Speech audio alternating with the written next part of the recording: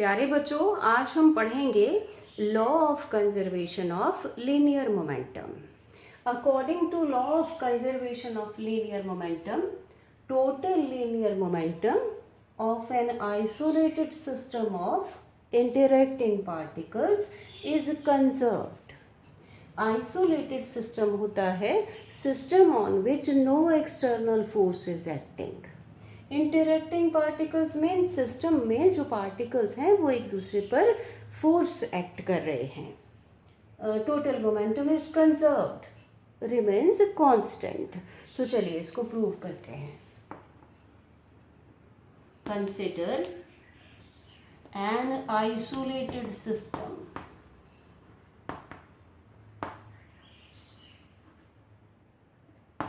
of two bodies with masses m1 and m2। हमने एक system consider कर लिया है जिसमें कि दो मासेस हैं m1 and m2। Let m1 and m2 collide.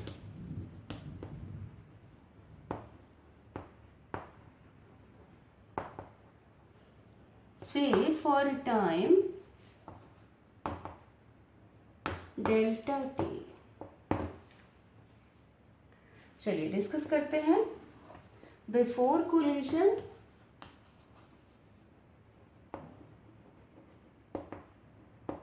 और after collision.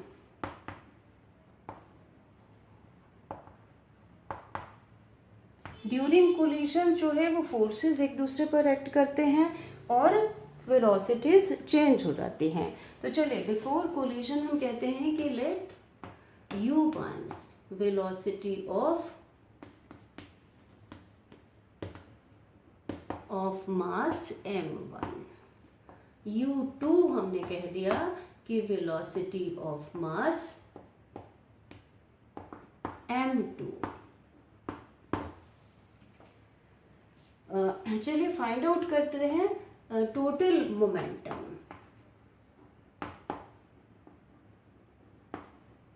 Total linear momentum equal to m1u1 plus दूसरे मास का हो जाएगा मोमेंटम। मोमेंटम होता है मास इनटू वेलोसिटी। तो इसको हम कह देते हैं p1 वेक्टर और इसको कह देते हैं p2 वेक्टर। तो टोटल इनिशियल मोमेंटम हो गया p1 vector plus p2 vector before collision. यहाँ पर लेट वेलोसिटी हो जाती है v1, velocity of mass m1, और m2 की वेलोसिटी हो जाती है v2। टोटल मोमेंटम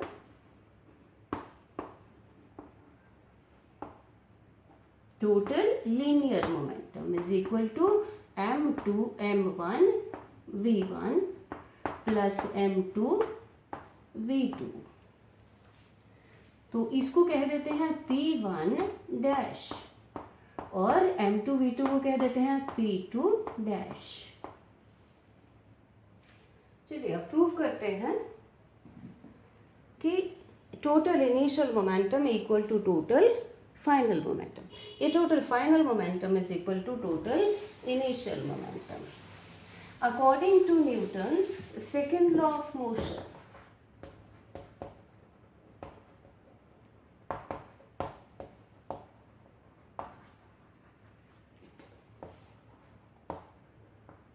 क्या होता है?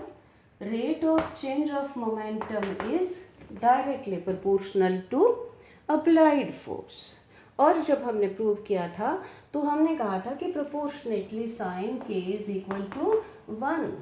तो हम यहाँ लिख सकते हैं rate of change of momentum is equal to applied force. Apply करते हैं पहले m1 पर। m1 का रेट ऑफ m1 का change in momentum, final momentum है after collision p1 dash minus p1। ये हो गया change in momentum of m1। divided by delta t becomes the rate of change of momentum of m1. This is equal to force on m1. Force on m1 due to m2 को लिखते हैं F12. F12 is force on m1 due to m2. यहाँ से हम लिख लेते हैं P1 dash minus P1 equal to F12 vector into delta T. Similarly M2 के लिए भी लिख लेते हैं.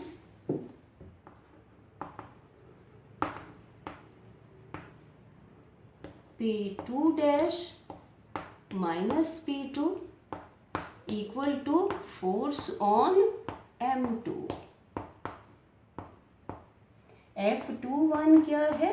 Force on M2 by M1. इसको लिख लेते हैं इक्वेशन 2. चलिए दो इक्वेशंस को ऐड कर लेते हैं. Adding 1 and 2.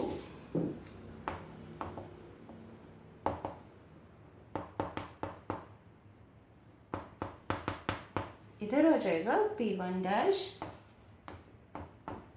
Minus P1 plus P2 dash minus P2 equal to F12 plus F21. Delta T को बाहर ले लेते हैं. अब सिस्टम में we know that in the system the internal forces cancel out in pairs. Also according to third law of Newton,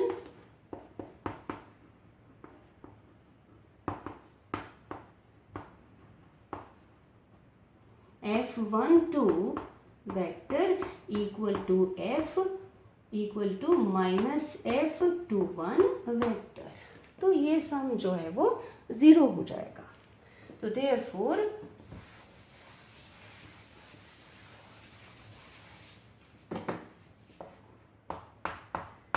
minus P1 plus P2 dash minus P2 equal to 0. 0 into delta T. तो 0. यहाँ से हम लिख सकते हैं P1 dash plus P2 dash equal to P1 इधर जाके positive हो जाएगा प्लस P2 भी इधर जाके positive. So therefore, total momentum after collision is equal to total momentum before collision. So this proves law of conservation of linear momentum.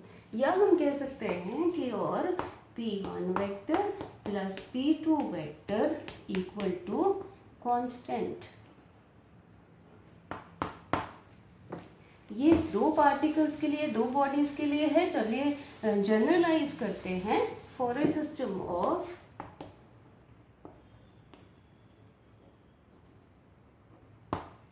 n bodies with linear momenta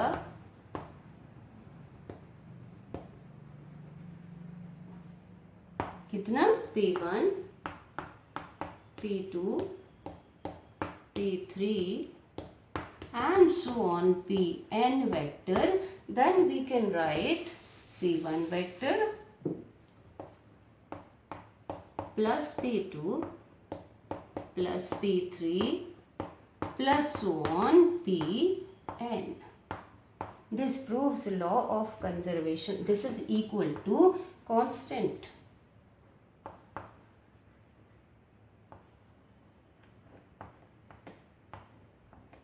This is law of conservation of linear momentum. चलिए आप कुछ points लिखते हैं law of conservation of linear momentum के लिए. Important thing is that the law is applicable to, law is universal. It is applicable to both microscopic and macroscopic bodies. Microscopic systems के लिए भी एप्लीकेबल है और macroscopic systems के लिए भी एप्लीकेबल है. The law holds for elastic as well as inelastic collisions, किसी भी तरह की कोलिशंस हों. Law is independent of frame of reference. हालांकि linear momentum depends upon the frame of reference, but the law of conservation of momentum is independent of frame of reference. चलिए अब पढ़ते हैं इस लॉ की applications.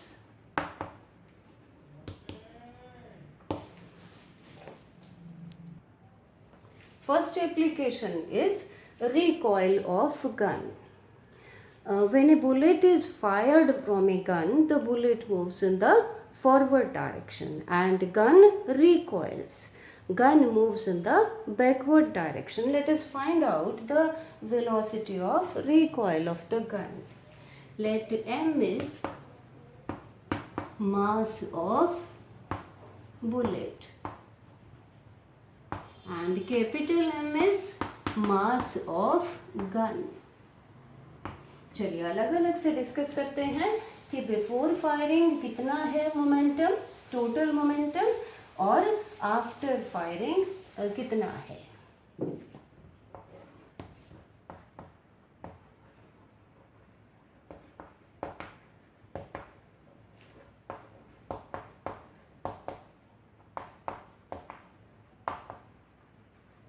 Before firing, both bullet and the gun are at rest. Therefore, their momentum 0.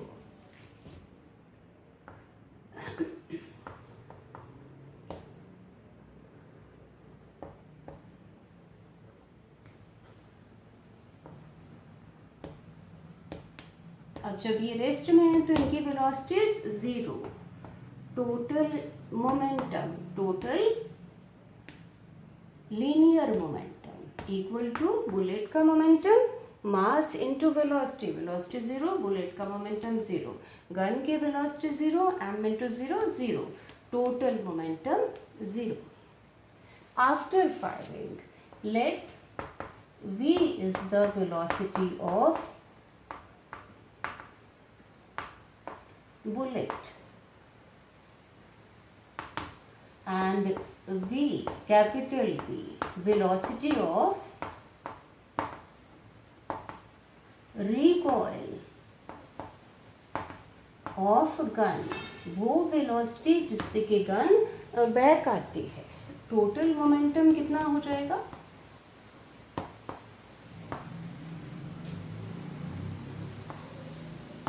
Equal to momentum of the bullet. Bullet का कितना हो गया?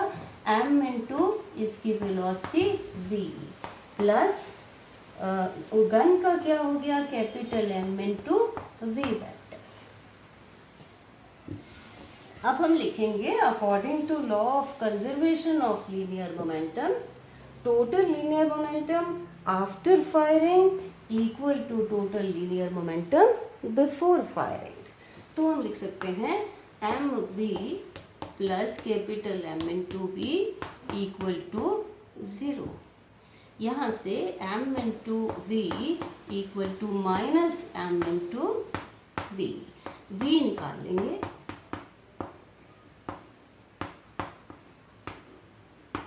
Negative sign shows that this capital V vector and small v vector are in opposite directions.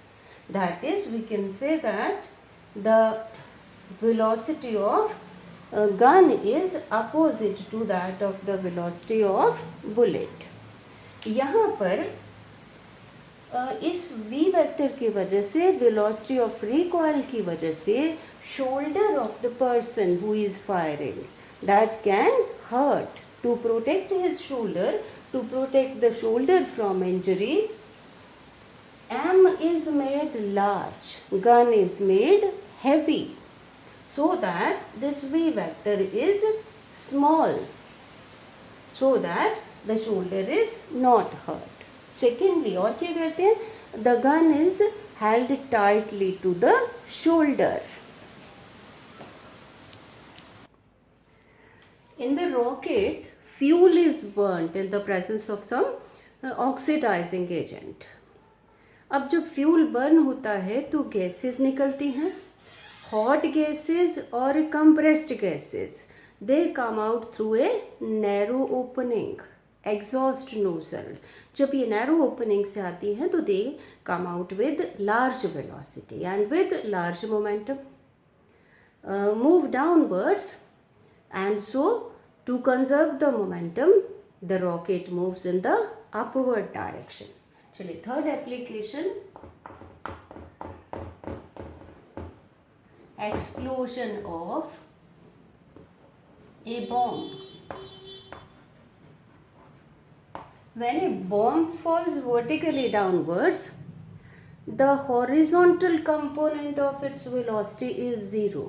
No horizontal component of velocity. So before explosion, the linear momentum of the bomb in horizontal direction is 0. When it explodes, then its pieces scatter in all directions to conserve the momentum. चलिए convenience के लिए लेते हैं कि इसके दो pieces हो गए मान लो.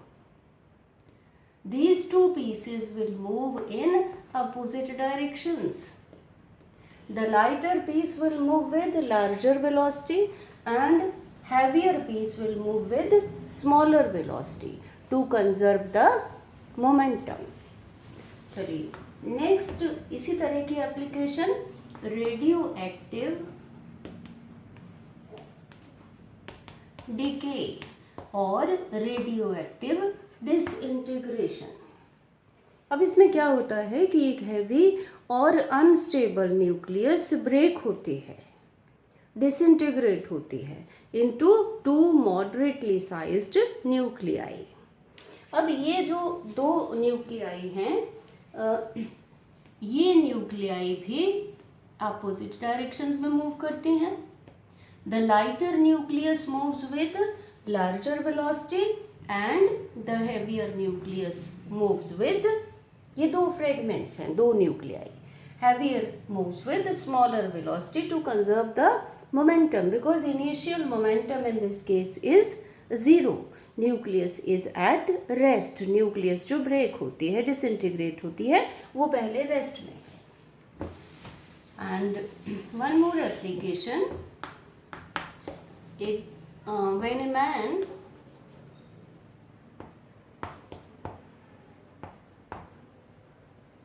when a person jumps from a boat to the shore, what happens is boat moves slightly away from the shore.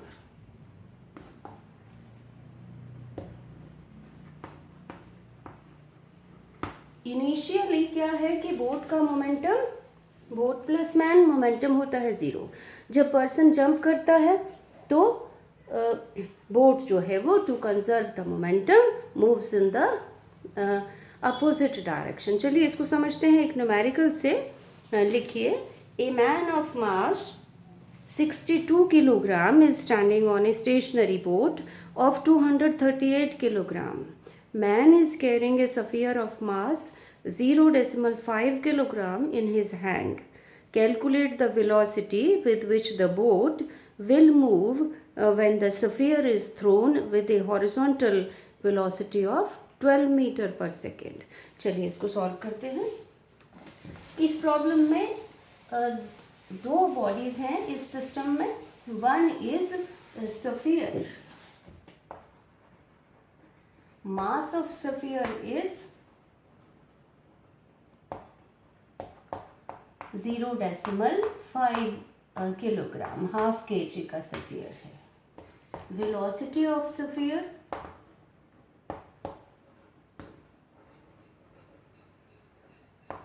v is equal to 12 metre पर सेकेंड। दूसरी बॉडी है boat plus man, mass of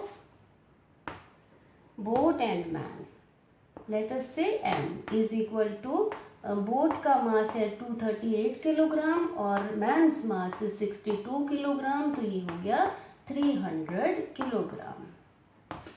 velocity of boat, let it be v, और ये हमने find out करनी है। अब ये क्वेश्चन काफ़ी उसी तरह का है, रिकॉयल ऑफ गन जैसा, लेकिन वहाँ पर मास अकेला गन का लेते हैं, यहाँ पर मास हम ले रहे हैं बोट प्लस मैन। हम निकाल लेते हैं total momentum, total linear momentum before the act. कौन सा एक्ट है? थ्रोइंग। अब बिफोर थ्रोइंग स्फीयर भी रेस्ट में है और बोट भी रेस्ट में है अलोंग विद मैन, तो दोनों का मोमेंटम 0 हो जाएगा। अब निकाल लेते हैं total momentum, total linear momentum after the act. पहले हमने बिफोर निकाला, इक्वल टू स्फीयर का मास m, इसकी वेलोसिटी v, प्लस man plus boat, mass is m, velocity v। According to law of conservation of momentum, total momentum after the act equal to total momentum before the act. तो हम क्या लिख लेंगे?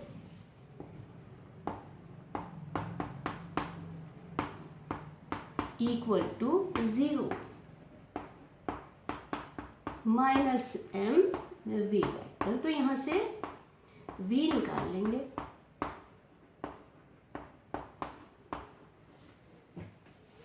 चलिए values लगा दें।